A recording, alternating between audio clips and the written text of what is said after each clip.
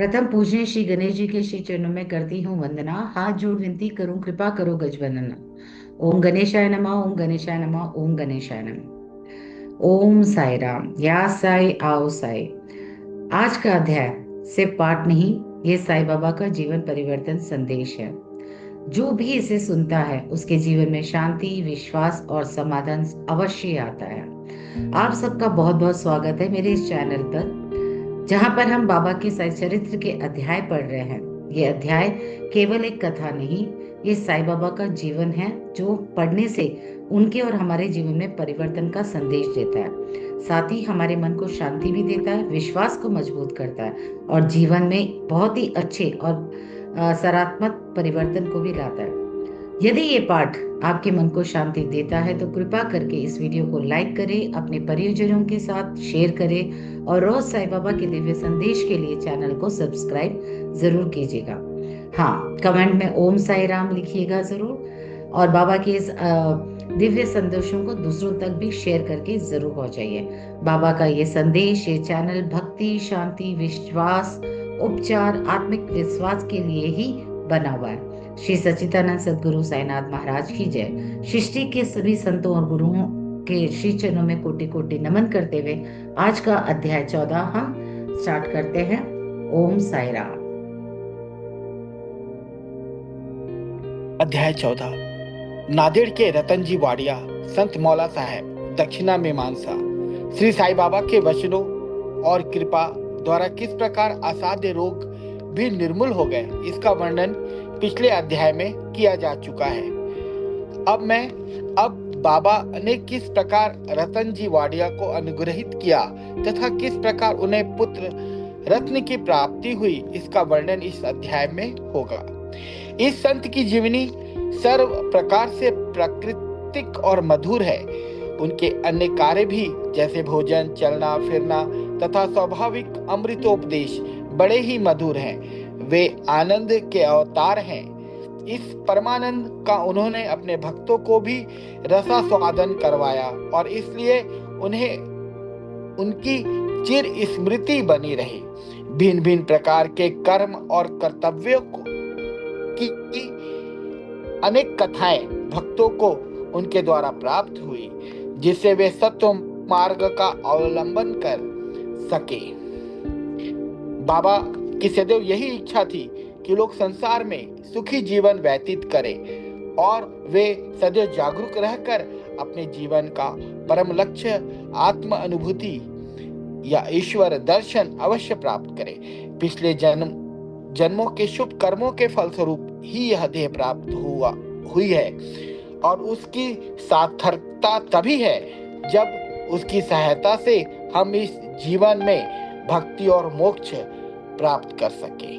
हमें अपना अंत और जीवन के लक्ष्य के हेतु सदैव सावधान तथा तत्पर रहना चाहिए। यदि तुम नित्य श्री साईं की लीलाओं का श्रवण करोगे तो तुम्हें उनके सदैव दर्शन होते रहेंगे। दिन रात उनका हृदय में स्मरण करते रहो। इस प्रकार आचरण करने से मन की चंचलता शीघ्र नष्ट हो जाएगी। यदि इसका निरंतर अभ्यास किया गया तो तुम्हें चैतन्य धन से अभिन्नता प्राप्त हो जाएगी। नांदेड़ के रतन जी। अब हम इस अध्याय की मूल कथा का वर्णन करते हैं। नांदेड़ निजाम रियासत में रतन जी सापुर जी वाडिया नाम के एक प्रसिद्ध व्यापारी रहते थे। उन्होंने व्यापार में यथेष्ट धनराशि संग्रह कर ली थी। उनके पास अतुलनीय संपत्ति, खेत और चरोहर तथा कई अन्य प्रकार के पशु, घोड़े, गधे, खच्चर आदि और गाड़ियां भी थी। वे अत्यंत भाग्यशाली थे। यद्यपि बाह्य दृष्टि से वे अधिक सुखी और संतुष्ट प्रतीत होते थे, परंतु यथार्थ में वे वैसे न थे। विधाता की रचना कुछ ऐसी विचित्र है कि इस संसार में पूर्ण सुखी कोई नहीं और धनाढ्य रतन जी भी इसके अपवाद न थे। वे परोपकारी तथा दानशील थे। वे दिनों को भोजन और वस्त्र वितरण करते तथा सभी लोगों की अनेक प्रकार से सहायता करते थे। उन्हें लोग अत्यंत सुखी समझते थे, किंतु दीर्घकाल तक संतान न होने के कारण उनके हृदय में संताप अधिक था।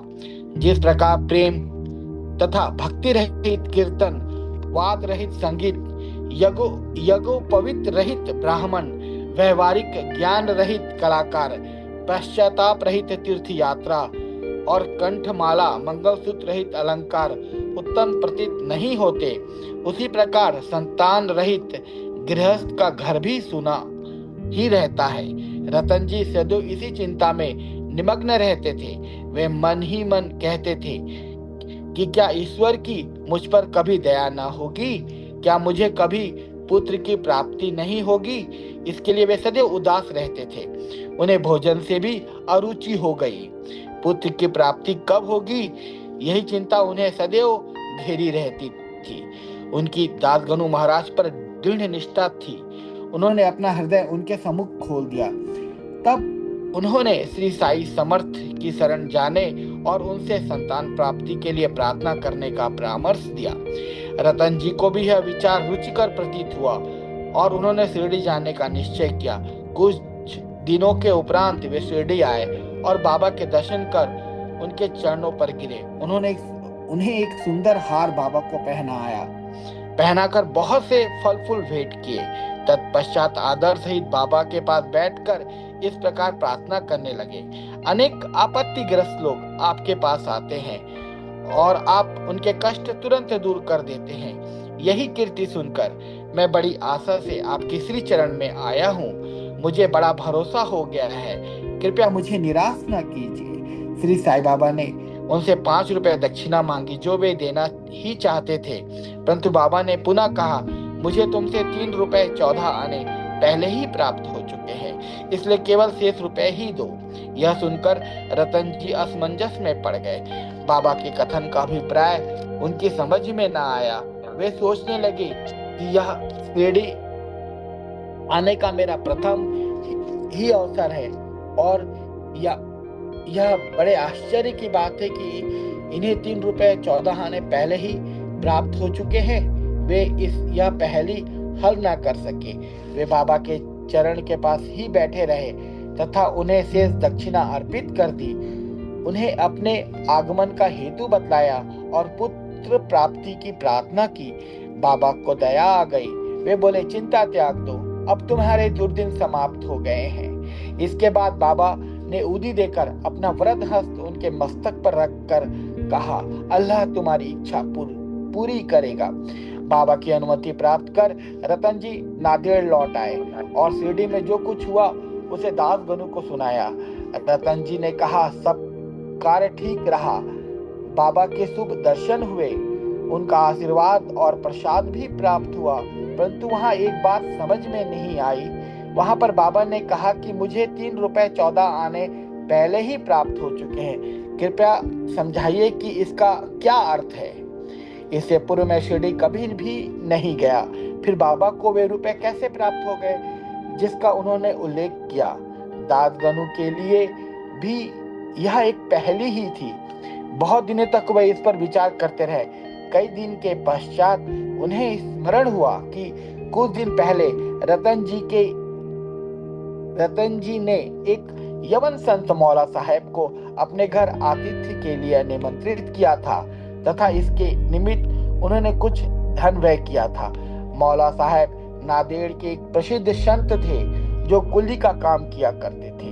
जब रतन जी ने शिरडी जाने का निश्चय किया था, उसके कुछ दिन के पूर्व ही मौला साहब अनायास ही रतन जी के घर आए। रतन जी उनसे अच्छी तरह परिचित थे तथा उनसे प्रेम भी अधिक करते थे, इसलिए उनके सत्कार में उन्होंने एक छोटे से जलपान की व्यवस्था भी की थी। दासगनु ने रतन जी से आतिथ्य के खर्च की सूची मांगी और यह जानकर सबको आश्चर्य हुआ कि खर्चा ठीक 3 रुपए 14 आने ही हुआ था, ना इससे कम था और ना अधिक। सबको बाबा की त्रिकाल यज्ञता विदित हो गई। यद्यपि वे शिरडी में विराजमान थे, परंतु शिरडी के बाहर भी क्या हो रहा है उसका उन्हें पूरा ज्ञान था। यथार्थ में बाबा भूत भविष्य और वर्तमान के पूर्ण ज्ञाता और प्रत्येक आत्मा तथा हृदय के साथ संबद्ध थे, अन्यथा मौला साहब के स्वागतार्थ खर्च की गई रकम बाबा को कैसे विदित हो सकती थी। रतन जी इस उत्तर से संतुष्ट हो गए और उनकी साई चरणों में प्रगाढ़ प्रीति हो गई। उपयुक्त समय के पश्चात उनके यहाँ एक पुत्र का जन्म हुआ, जिससे उनके यहाँ हर्ष का पवार न रहा। कहते कि उनके यहाँ 12 संतानें हुई, जिनमें से केवल 4 शेष रही। इस अध्याय के नीचे लिखा है कि बाबा ने राव बहादुर हरि विनायक साठे को उनकी पहली पत्नी की मृत्यु के पश्चात दूसरा ब्याह करने पर पुत्र रत्न की प्राप्ति बतलाई। राव बहादुर साठे ने द्वितीय विवाह किया। प्रथम 2 कन्याएं हुई, जिससे वे बड़े निराश हुए, परंतु तृतीय बार पुत्र प्राप्त हुआ। इस तरह बाबा के वचन सत्य निकले और वे संतुष्ट हो गए। दक्षिणा मीमांसा। दक्षिणा के संबंध में कुछ लोग कुछ अन्य बातों का निरूपण करके हम इस अध्याय समाप्त करेंगे। यह तो विदित ही है कि जो लोग बाबा के दर्शन को आते थे उनसे बाबा दक्षिणा लिया करते थे। यहाँ किसी को यह शंका उत्पन्न हो सकती है कि जब बाबा फकीर और पूर्ण विरक्त थे तो क्या उनका इस प्रकार दक्षिणा ग्रहण करना और कांचन को महत्व देना उचित था। अब इस प्रश्न पर हम विस्तृत रूप से विचार करेंगे। बहुत काल तक बाबा भक्तों से कुछ भी स्वीकार नहीं करते थे। वे जली हुई दिया सलाई एकत्रित कर अपनी जेब में भर लेते थे। चाहे भक्त हो या और कोई, वे कभी किसी से कुछ भी नहीं मांगते थे।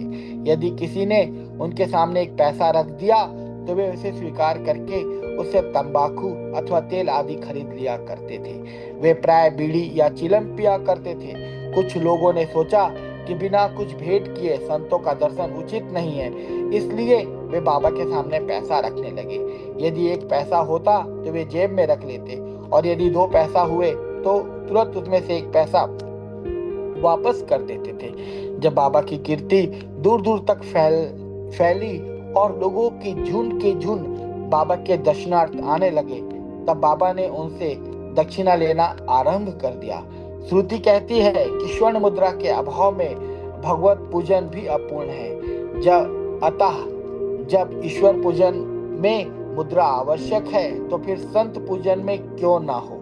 इसलिए शास्त्रों में कहा है कि ईश्वर, राजा, संत या गुरु के दर्शन अपनी सामर्थ्य अनुसार बिना कुछ अर्पण किए कभी न करना चाहिए। उन्हें क्या भेंट दी जाए, अधिकतर मुद्रा या धन, इस संबंध में उपनिषदों में वर्णित नियमों का अवलोकन करें। ब्रह्मदारण्यक उपनिषद में बतलाया गया है कि दक्ष प्रजापति ने देवता, मनुष्य और राक्षसों के सामने एक अक्षर ध का उच्चारण किया। देवताओं ने उसका अर्थ लगाया कि उन्हें दम अर्थात आत्मनियंत्रण का अभ्यास करना चाहिए। मनुष्य ने समझा कि उन्हें दान का अभ्यास करना चाहिए तथा राक्षसों ने सोचा कि हमें दया का अभ्यास करना चाहिए। मनुष्य को दान की सलाह दी गई है। तैत्तिरीय उपनिषद में दान व अन्य सत्व गुणों को अभ्यास में लाने की बात कही गई है। दान के संबंध में लिखा है, विश्वास पूर्वक दान करो, उसके बिना दान व्यर्थ है। उदार हृदय तथा विनम्र बनकर आदर और सहानुभूति पूर्वक दान करो। भक्तों को कांचन त्याग का पाठ पढ़ाने तथा उनकी आसक्ति दूर करने और उनकी चित्त शुद्ध करने के लिए बाबा सबसे दक्षिणा लिया करते थे, परंतु उनकी एक विशेषता भी थी। बाबा कहा करते थे कि जो कुछ भी मैं स्वीकार करता हूँ मुझे उसके सद्गुणों से अधिक वापस करना पड़ता है। इसके अनेक प्रमाण है। एक घटना, श्री गणपत बोडस प्रसिद्ध कलाकार अपनी आत्मकथा में लिखते हैं कि बाबा के बार बार आग्रह करने पर उन्होंने अपने रुपए की थैली उनके सामने उड़ेल दी। श्री बोडस लिखते हैं कि इसका परिणाम यह हुआ कि जीवन में फिर उन्हें धन का अभाव कभी न हुआ तथा प्रचुर मात्रा में लाभ ही होता रहा। इसका एक भिन्न अर्थ भी है। अनेक बार बाबा ने किसी प्रकार की दक्षिणा स्वीकार भी नहीं की। इसके 2 उदाहरण हैं। बाबा ने प्रोसी के नारके से 15 रुपए दक्षिणा मांगी। वे प्रत्युत्तर में बोले कि मेरे पास तो 1 पाई नहीं है। तब बाबा ने कहा, मैं जानता हूं कि तुम्हारे पास कोई द्रव्य नहीं है, परंतु तुम योग्य वशिष्ठ का अध्ययन तो करते हो। उसमें से ही दक्षिणा दो। यह दक्षिणा का अर्थ है पुस्तक से शिक्षा ग्रहण कर हृदयंगम करना, जो कि बाबा का निवास स्थान है। दूसरा, एक दूसरी घटना में उन्होंने एक महिला श्रीमती आर्य तारखट से 6 रुपए दक्षिणा मांगे। महिला बहुत दुखी हुई क्योंकि उनके पास देने के लिए कुछ भी न था। उनके पति ने उन्हें समझाया कि बाबा का अर्थ तो संडीपुओं से है, जिन्हें बाबा को समर्पित कर देना चाहिए। बाबा इस अर्थ से सहमत हो गए। यह ध्यान देने योग्य है कि बाबा के पास दक्षिणा के रूप में बहुत सा द्रव्य एकत्रित हो जाता था। सब द्रव्य उसी दिन व्यय कर देते और दूसरे दिन फिर से दो के भांति निर्धन बन जाते थे। जब उन्होंने महासमाधि ली तो 10 वर्ष तक हजारों रुपए दक्षिणा मिलने पर भी उनके पास स्वल्प राशि ही शेष थी। संक्षेप में दक्षिणा लेने का मुख्य ध्येय तो भक्तों को केवल शुद्धिकरण का पाठ ही सिखाना था। दक्षिणा का मर्म। श्री ठाणे के श्री वी देव सेवानिवृत्त प्रांत मामलतादार, जो बाबा के परम भक्त थे, वे इस विषय पर एक लेख श्री साई लीला पत्रिका भाग 7 पृष्ठ 626 अन्य विषयों सहित प्रकाशित किया है, जो निम्न प्रकार है। बाबा प्रत्येक से दक्षिणा नहीं लेते थे। यदि बाबा के बिना मांगे किसी ने दक्षिणा भेंट की तो वे कभी स्वीकार कर लेते और कभी अस्वीकार भी कर देते थे। वे केवल भक्तों से ही कुछ मांगा करते थे। उन्हें उन लोगों से भी कुछ न मांगा जो सोचते थे कि बाबा के मांगने पर ही दक्षिणा देंगे। यदि किसी ने उनकी इच्छा के विरुद्ध दक्षिणा दे दी तो वे वहां से उसे उठाने को कह देते थे। वे यथा योग्य राशि भक्तों की इच्छा, भक्ति और सुविधा के अनुसार ही उनसे मांगा करते थे। स्त्री और बालकों से भी वे दक्षिणा ले लेते थे। उन्होंने सभी धनाढ़ या निर्धनों से कभी दक्षिणा नहीं मांगी। बाबा के मांगने पर भी जिन्होंने दक्षिणा न दी उनसे वे कभी क्रोधित नहीं हुए। यदि किसी मित्र द्वारा उन्हें दक्षिणा भिजवाई गई होती तो उसका उसे स्मरण न रहता तो बाबा किसी न किसी प्रकार से उसे स्मरण कराकर वह दक्षिणा ले लेते थे। कुछ अवसर पर वे दक्षिणा की राशि में से कुछ अंश लौटा भी देते और देने वालों को संभाल कर रखने या पूजन में रखने के लिए कह देते थे। इससे दाता या भक्त को बहुत लाभ पहुंचता था। यदि किसी ने अपनी इच्छित राशि से अधिक भेंट की तो वह अधिक राशि लौटा देते थे।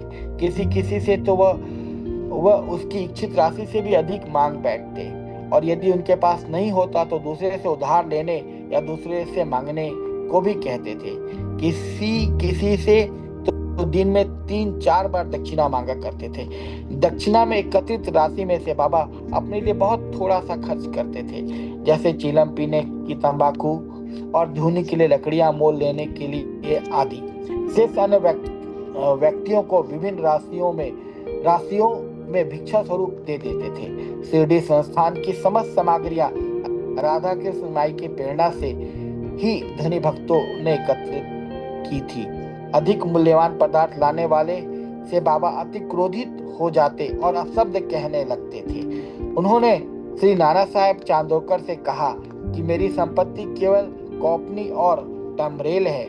लोग बिना कारण ही मूल्यवान पदार्थ लाकर मुझे दुखित करते हैं। कामनी और कांचन मार्ग में 2 मुख्य बाधाएं हैं और बाबा ने इसके लिए 2 पाठशालाएं खोली थी। यह था दक्षिणा ग्रहण करना और राधा कृष्ण माई के यहाँ भोजन भेजना। इस बात की परीक्षा करने के लिए कि क्या उनके भक्त ने इस आसक्तियों से छुटकारा पा लिया है या नहीं। इसलिए जब कोई आता तो वे उनसे दक्षिणा मांगते और उनसे साला में राधा कृष्ण माई के घर जाने को कहते।